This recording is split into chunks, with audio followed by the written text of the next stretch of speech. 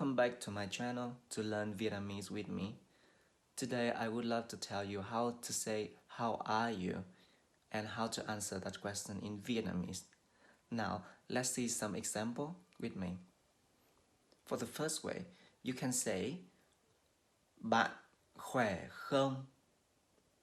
This means are you fine? One more time. Bạn khỏe không? One more time. Bạn khỏe không? And you can replace bạn by other personal pronouns like anh, you go have anh khỏe không? Or you can use em, you will have em khỏe không? Or with a woman older than you can use chị, you will have how are you is chị khỏe không? And now is the second way to say how are you in Vietnamese. Bạn thế nào? Bạn thế nào? Bạn thế nào? And you can replace bạn by other personal pronouns as well.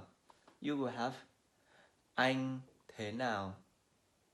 Chị thế nào? Em thế nào?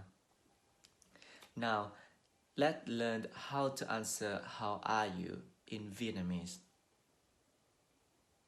Tôi khỏe. Tôi khỏe. Tôi rất tốt. Tôi rất tốt. Tôi ổn.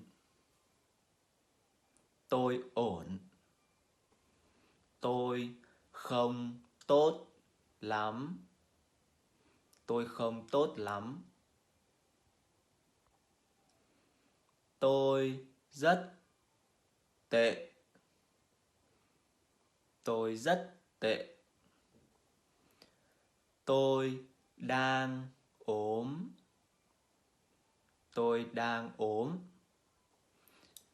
That's a two way to ask how are you in Vietnamese and some sentence to have you can answer that question.